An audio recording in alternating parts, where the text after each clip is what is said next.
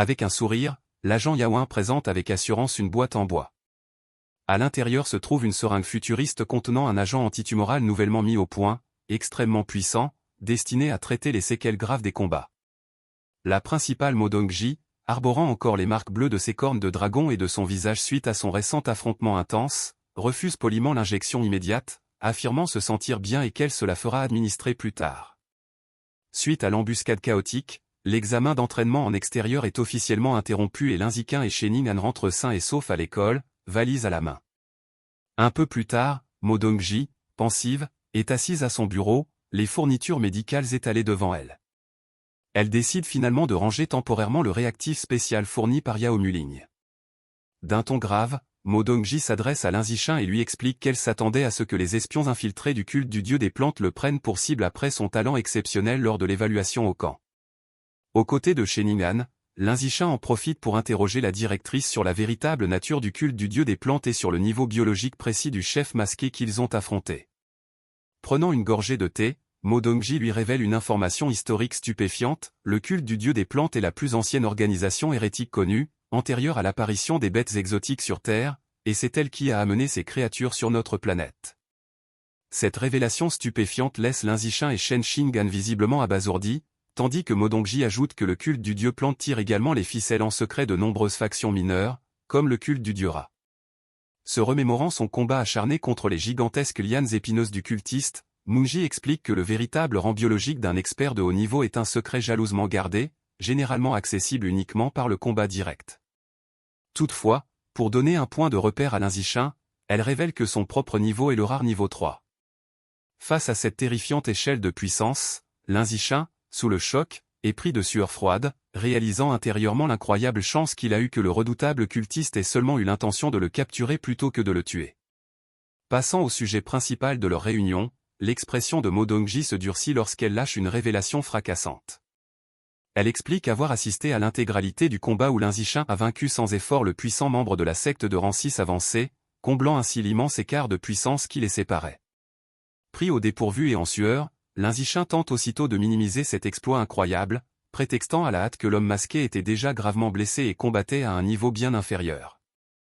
Exaspéré par ses esquives constantes, Modongji se frotte le front et le réprimande gentiment pour son excès de prudence. Remarquant son habitude tenace de dissimuler sa véritable force, elle lui explique que si cacher ses capacités est une tactique judicieuse pour les experts confirmés, agir ainsi en tant qu'élève ne peut que se retourner contre lui, le privant de précieuses ressources d'évolution et ralentissant sa progression. Se levant de son bureau, elle ajoute avec compassion qu'elle comprend que son secret excessif découle d'un manque de sécurité et d'une crainte justifiée d'être pris pour cible par des individus malveillants. S'approchant de lui, Modongji l'avertit que ses performances exceptionnelles au camp d'entraînement, combinées au fait que le culte du dieu plante l'avait spécifiquement pris pour cible, attireront inévitablement l'attention des hauts responsables nationaux, toujours à l'affût d'investissements dans les jeunes prodiges prometteurs. Posant une main rassurante sur son épaule, elle lui conseille fermement que le choix le plus judicieux pour l'instant est de révéler ouvertement ses talents et de s'assurer le soutien d'un puissant mécène. Linziquin acquiesce, mais décide intérieurement d'un compromis. Il prévoit de ne dévoiler au public que sa force physique et spirituelle, gardant pour le moment le secret absolu de ses attributs liés à son système divinatoire. Plus tard, notre héros arrive à l'immeuble de sa famille et annonce son retour. En franchissant le seuil avec ses bagages, il est accueilli par ses parents, Linyan et Zhang Wongshan, surpris. Lorsque son père lui demande pourquoi son entraînement d'un mois s'est terminé en seulement 2 semaines, Linziquin explique nonchalamment que le camp a été écourté. Ravi de le revoir, sa mère propose aussitôt de lui préparer ses plats préférés. Plus tard, alors que la famille est attablée pour savourer un copieux repas, Zhang Wongshan attire son attention pour partager une bonne nouvelle. Linyan, posant affectueusement la main sur le ventre de sa femme, annonce avec joie que Linziquin va avoir un petit frère ou une petite sœur. Cette annonce soudaine et inattendue prend Linziquin complètement au dépourvu, le laissant bouche bée, un bol de riz à la main. Reprenant ses esprits, il demande à sa mère si elle est vraiment enceinte d'un 2e enfant. Elle le confirme avec joie, précisant qu'ils l'ont appris il y a quelques jours seulement et exprimant son espoir d'avoir une adorable petite fille. Rougissant, son père explique leur décision. Il confie que depuis le départ de Lindsay Shen et Shang Qing'an pour l'université, la maison leur paraît bien trop calme et vide. Ne sachant pas combien de temps ils devraient attendre avant d'avoir des petits-enfants, ils ont décidé d'avoir un autre bébé pour leur tenir compagnie. Voyant le bonheur et l'affection de ses parents, Lin Se-chin lui adresse un sourire tendre. Il leur apporte son soutien inconditionnel, les assurant que c'est une excellente idée tant qu'ils sont heureux et précisant que la famille est suffisamment à l'aise financièrement pour élever autant d'enfants qu'elle le souhaite. Plus tard, allongé sur son lit, consultant une application d'échange scolaire sur son téléphone, Lin Zixin repense à ses récents combats. Il réalise que se reposer uniquement sur la force physique est une erreur fatale et qu'il doit également développer activement sa force mentale pour ne pas être impuissant face aux ennemis de type spirituel. Décidant d'améliorer encore son attribut spirituel avancé, il dépense 800 crédits scolaires pour acheter une grande quantité de viande de ver des âmes à 9 tours afin d'améliorer ses capacités mentales. En continuant à parcourir la boutique, un article attire son attention, de la viande de rat dimensionnelle. Son prix exorbitant de 100 crédits la livre le surprend. En lisant la description, Lin Zixin apprend que le rat dimensionnel est une bête exotique musclée, ressemblant à un écureuil, doté d'une caractéristique biologique unique.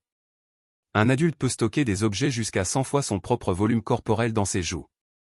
Ses yeux s'écarquillent d'excitation à la vue de l'immense potentiel que représente la dévoration de cette viande, espérant qu'en absorbant son essence, il acquérera une capacité de stockage spatial très convoitée.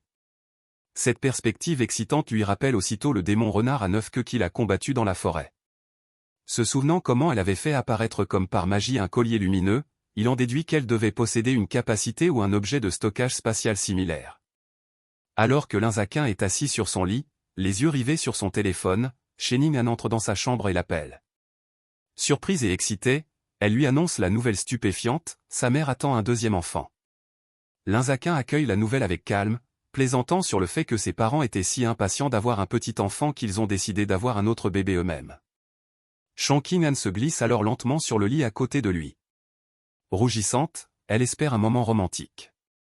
Elle est prise au dépourvu lorsque Lin Zixin déclare soudainement qu'il y a quelque chose de bien plus important sur lequel ils doivent se concentrer. Perplexe, elle lui demande de quoi il parle. Tenant un stylo et une feuille de papier, Lin Zixin, d'un ton grave, explique qu'ils doivent enquêter sur le mystérieux pouvoir qu'elle a soudainement manifesté lors de leur récent combat. Shening semble un peu déçue par son air si sérieux. Se souvenant du moment intense où elle avait utilisé ses pouvoirs aquatiques pour le protéger du déluge, Lin Zixin remarque que les gouttes d'eau bleues et lumineuses autour d'elle formaient des formes distinctes. Il se met à dessiner, remarquant que les formes ressemblent beaucoup à des textes ou des symboles. Brandissant son dessin terminé, l'Indiquin explique qu'il les a dessinés de mémoire afin qu'ils puissent essayer d'en déduire le sens. Sheningan applaudit joyeusement, impressionné par sa mémoire et sa vivacité d'esprit.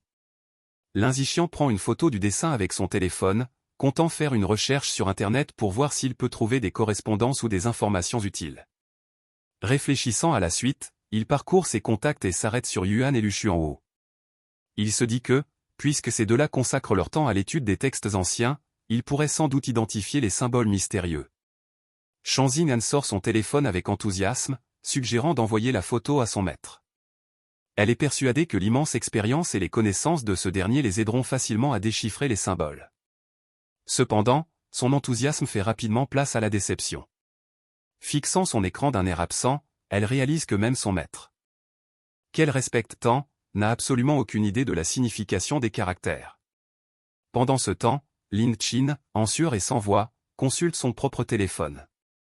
Les deux chercheurs à qui il a envoyé un message, Yuan et Lu Xuanhou, n'ont répondu que par des mèmes perplexes, montrant qu'ils sont tout aussi désemparés face à ce dessin. Alors qu'ils semblent être dans une impasse, Linian reçoit une nouvelle notification. Il appuie rapidement sur un court message vocal que Liu Chanwu vient d'envoyer dans leur conversation. En tendant l'oreille, ils entendent Lu Xuanhou dire que les symboles lui semblent familiers, sans toutefois se souvenir précisément où il les a déjà vus. Il demande alors à Lin Zixin où il les a trouvés. Lu Xuanhou explique qu'après mûre réflexion, il pense avoir aperçu des symboles similaires gravés sur des objets anciens conservés dans son institut de recherche. Malgré son attitude très professionnelle et serviable au téléphone, Lu Xuanhou est en réalité confortablement installé sur un canapé luxueux, torse nu et entouré de 3 superbes femmes aux tenues suggestives.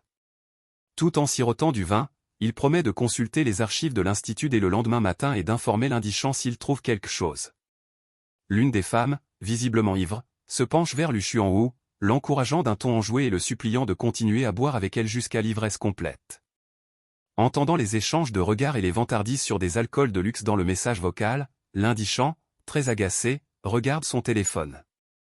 Il grommelait, furieux, que Lu Xuanwu ferait mieux de finir ses festivités avant d'envoyer des messages vocaux professionnels. Au même moment, la nouvelle du récent combat très médiatisé de Lin Zixin au camp d'entraînement commence à se répandre. À travers le pays, plusieurs groupes puissants, dont la famille Li de Kyoto, la famille Yuan de Nanjan, le groupe du Dieu Machine et le quartier général militaire de la région de Kyushu, ont été informés de ses performances exceptionnelles. Voyant son immense potentiel, chaque groupe ordonne à ses hommes de surveiller de très près cette étoile montante. Cette soudaine vague d'attention atteint également le milieu criminel. Dans un bâtiment traditionnel obscur, le grand ancien du culte du dieu végétal maléfique se tient dans l'ombre, une canne à la main. Les yeux de son masque rougeoyant d'une lueur sinistre, il remarque avec un amusement noir que Lin Zichen devient un adversaire redoutable.